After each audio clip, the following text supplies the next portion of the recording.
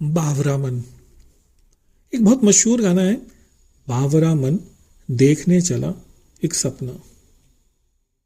पर कभी सोचा है क्या है ये मन, कहाँ रहता है ये मन?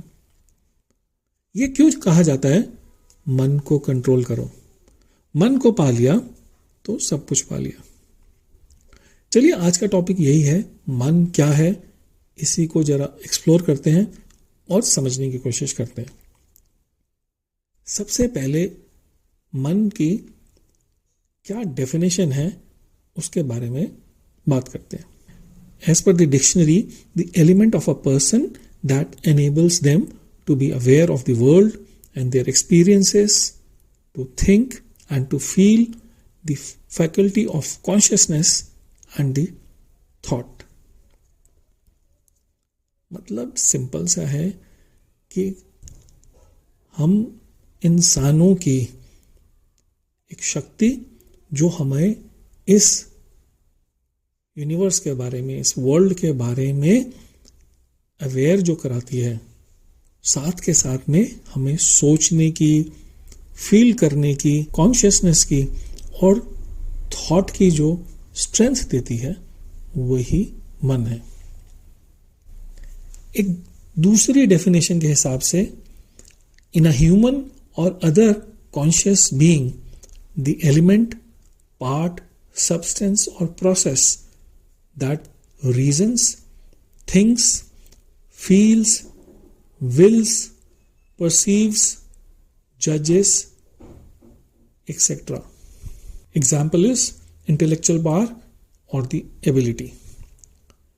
मतलब कि हम इंसानों और किसी भी कॉन्शियस बीइंग में वो एलिमेंट, सब्सटेंस या प्रोसेस जो हमें हेल्प करता है सोचने के लिए, रीजन या तर्क करने के लिए, हमें चीज़ों को फील करने के लिए, एक जजमेंट लेने के लिए या उसकी परसेप्शन फॉलो करने के लिए या परसेप्शन बनाने के लिए, वो ही हमारा मन है। द रीजन, सैनिटी और साउंड मेंटल कंडीशन। मतलब जिस पर्सन के पास माइंड है वो ही एक साउंड मेंटल कंडीशन रखता है। जैसे कि example is to lose one's mind. किसी बंदे का दिमाग खराब हो गया, जब हम ये बोलते हैं means to lose one's mind, तो मतलब उसका हो गया कि उसकी कहीं ना कहीं सोचने की शक्ति, तर्क करने की शक्ति, परसीव करने की या जज करने की शक्ति में कोई फर्क आ गया है। उसका ब्रेन तो शायद फिर भी चल रहा है, वो बेसिक, क्योंकि ब्रेन चल रहा है मतलब कि जो बेसिक चीजें हैं हमारी बॉडी की, जैसे टेम्परेचर है, डाइजेशन है, हार्ट है, वो सब चीजें तो चल रही हैं, पर कहीं ना कहीं हमने उस पर्सन की परसेप्शन की, जज की, थिंकिंग की एबिलिटी में कोई फर्क आ गया है, तभी बोलते हैं टू लूज वंस माइंड। इसको बेहतर समझने के लिए हमें ब्रेन और माइंड का फर्क समझना होगा। चलिए उसके बारे में ही बात करते हैं। देखिए, ब्रेन तो एक फिजिकल ऑर्गन है।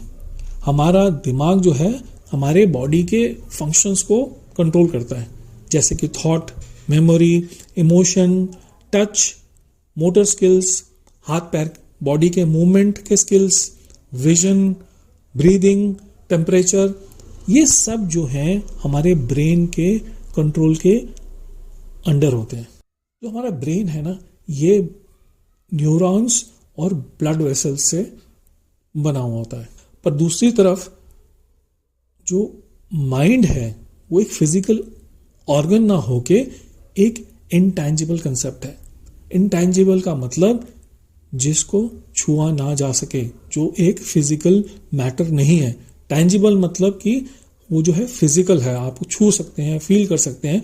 और इंटैंजिबल वो है जो एक कंसेप्ट होता है। जैसे कि ब्रेन को देखा जा सकता है, टच किया जा सकता है, माइंड को छुआ और फील नहीं किया जा सकता। ये एक कंसेप्शनल कंसेप्ट होता है जिससे हमें थिंकिंग, कॉम्प्रिहेंडिंग और इंफॉर्मेशन को कैसे प्रोसेस किया जाए ये समझ आता है। अब समझते हैं कि माइंड और ब्रेन में कनेक्शन क्या है। देखिए, हमारा ब्रेन का सबसे बड़ा जो काम है वो तो है इंफॉर्मेशन को स्टोर करना। अब ये इंफॉर्मेशन कैसे स्टोर करता है? ये इंफॉर्मेशन स्टोर करता है ब्रेन सेल्स या न्यूरॉन्स के थ्रू। जब भी कोई इंफॉर्मेशन हमारे दिमाग में स्टोर होती है तो जो न्यूरॉन्स हैं उनके बीच में कनेक्शन चेंज होता है।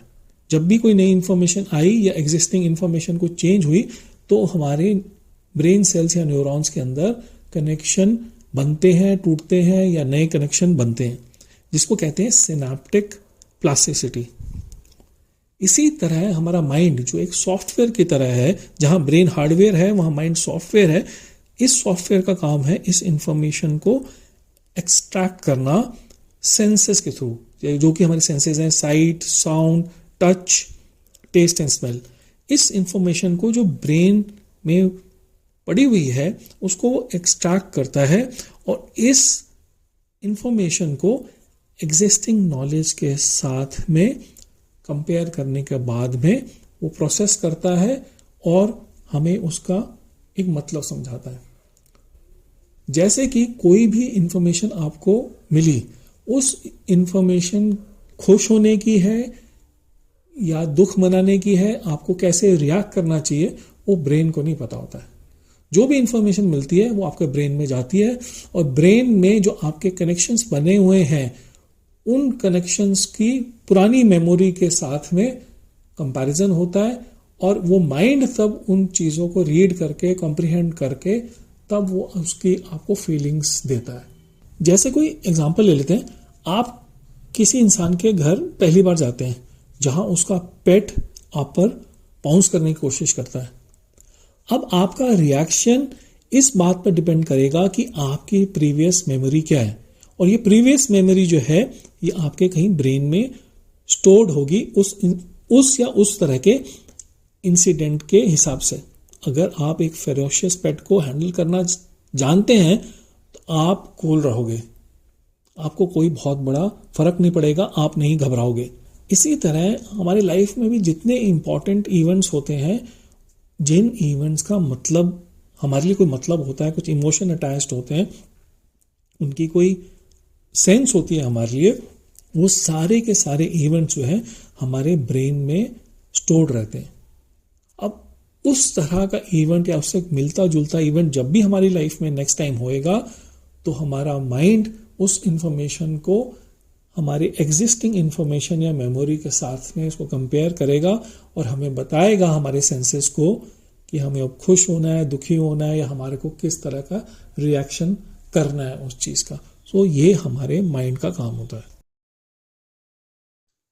इंसान अब तक हमारे कॉम्प्लेक्स ब्रेन के बारे में सब कुछ नहीं जान पाया है। हाँ, कुछ नई अंडरस्टैंडिंग्स, लर्निंग्स हुई हैं, जैसे कि एक बहुत बड़ा मिथ था कि हमारा ब्रेन कुछ समय तक ही डेवलप होता है, यानी कि एक बच्चे के 8-10 साल के बाद ब्रेन डेवलप होना बंद हो जाता है। पर अगर हम न्यू थ्योरी न्यूरोप्लास्टिसिटी को माने तो इसके हिसाब से हमारे न्यूरॉन्स और न्यूरॉन्स के बीच का जो कनेक्शन है वो पूरी जिंदगी बनता, बिगड़ता और नया बनता रहता है। इसका मतलब है कि हम पूरी जिंदगी में ग्रो करते रहते हैं, हमारा ब्रेन भी उसी हिसाब से डेवलप होता रहता है। अब इस बात को समझने की ज़रूरत है कि फोकस डिफ़िकल्ट क्यों है। फोकस डिफ़िकल्ट इस वजह से है कि हमारा ब्रेन में हर समय लगातार कोई ना कोई हरकत चलती रहती है। कुछ अनुमानों के हिसाब से तो एक समय में 5 से 10 हज़ार तक थॉट्स भी हमारे दिमाग में आते हैं। आप सुबह उठते हैं, आपका मन तो होता है कि आप मॉर्निंग वॉक पे जाएं, फिर आपको कोई न्यूज़ देखने का मन कर जाता है या सोशल मीडिया का देखने का मन कर जाता है, क्योंकि प्रॉब्लम ये हो गई है कि हम आज के डेट में एक हाइपर कनेक्टेड वर्ल्ड में रह रहे हैं। एक अनुमान के हिसाब से 2030 तक करीब 200 बिलियन डिवाइसेस कनेक्टेड होंगे। इसका एक बड़ा हिस्सा जो है या reason IoT, internet of things होने वाला है, क्योंकि फ्यूचर में हमारे वॉशिंग मशीन, माइक्रोवेव, से घर का गीज़र, फैन तक सब इंटरनेट से कनेक्ट होने वाले हैं। और उसके लिए बहुत सारे डिवाइसेस की ज़रूरत पड़ेगी और उन सब डिवाइसेस को इंटरनेट से कनेक्ट करना पड़ेगा। तो जितने डिवाइसेस, जितने कनेक्शंस, उतना ही बड़ा और कॉम्प्लेक्स हाइपर कनेक्टेड वर्ल्ड। हम सब इस हाइपर कनेक्टेड वर्ल्ड में डिस्कनेक्टेड होते जा रहे हैं। मुझे अच्छे से याद है 1990s में मेरे फादर जब ऑफिस जाते थे तो हमारा उनसे ज़ीरो कनेक्शन रहता था। एक लैंडलाइन फ़ोन था उनके ऑफिस में जिस पर शायद ही कभी हमने उन्हें कांटेक्ट किया हो। लास्ट 20 या 30 साल के अंदर मोबाइल की ग्रोथ, इंटरनेट की ग्रोथ ने हमें सहूलियतें तो बहुत दी हैं, पर कहीं ना कहीं हमारे माइंड और ब्रेन पे भी इसका असर ज़रूर आया है। जो क्वालिटी टाइम हम अपने लिए, अपनी फैमिली के लिए स्पेंड करते थे, वो क्वालिटी टाइम कहीं ना कहीं मिस होता जा रहा है इस हाइपर कनेक्टेड वर्ल्ड में। तो जो मन को कंट्रोल करना पहले मुश्किल था, शायद वो अब बहुत मुश्किल होता जा रहा है, क्योंकि डिस्ट्रैक्शंस के लिए जो चीज़ें हैं वो बढ़ती जा रही हैं। इसी वजह से कहते हैं कि अगर आपने अपने मन को पा लिया, अपने फोकस को पा लिया, तो आपने सारा जहां पा लिया, क्योंकि जिस चीज़ पे आप फोकस करते हो वो बढ़ने लग जाती है। चाहे वो आपके सपने हैं, चाहे आपके वो गोल्स हैं, चाहे आपकी रिलेशनशिप्स हैं, या ज़िंदगी में आप जो भी कुछ पाना चाहते हैं वो आपको मिलने लग जाती हैं, क्योंकि उसका सबसे बड़ा रीज़न है उसको ड्यू क्वालिटी टाइम देते हैं और नर्चर करते हैं। कहते हैं ना कि ज़िंदगी हमारी एक बाग की तरह है, अगर उसमें आप सही थॉट्स लगाएंगे तो आपको फल भी जो है वो सही मिलेगा। अगर आप उसमें वरीज, टेंशन्स और डिस्ट्रैक्शंस लगाएंगे तो आपको आउटपुट भी उसी तरह से मिलेगी। एक पुराना मुहावरा है ना, जो बोया पेड़ बबूल का तो आम कहाँ से होए। टेंशन डालोगे तो टेंशन ही आउटपुट मिलेगी। फोकस, प्यार, नर्चरिंग डालोगे तो आउटपुट आपकी डिज़ायर्स, आपके गोल्स और आपका डेस्टिनेशन होगा। बहुत बहुत शुक्रिया।